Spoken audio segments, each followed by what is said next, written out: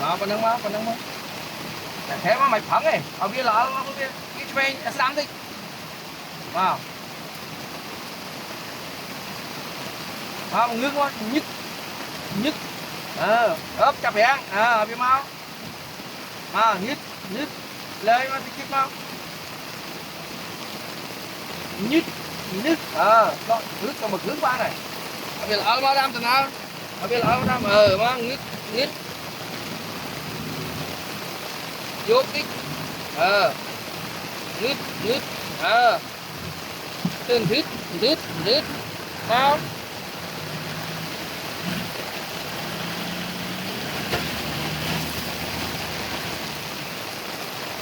Vào.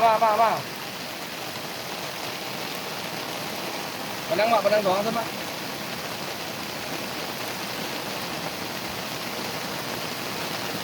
Đam đi, công lươn, đam đi hàng. Mau, bạn đang.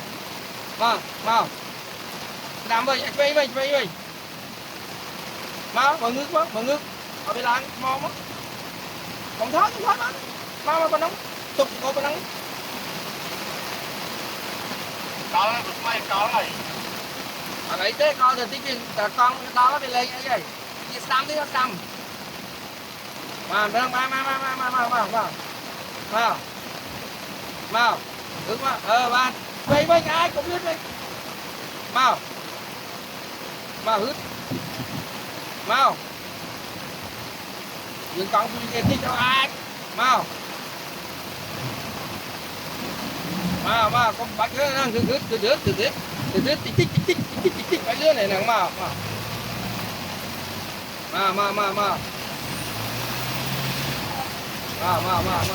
Ấp ồ em ua. Mà bơi bia, trộn lại cho con này á, còn bên này á.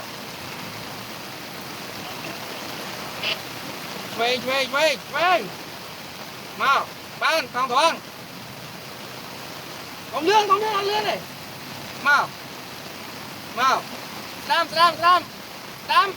Ban ơn. Bánh lươn này, từ. Lấy môi mắt cho anh chị ơi.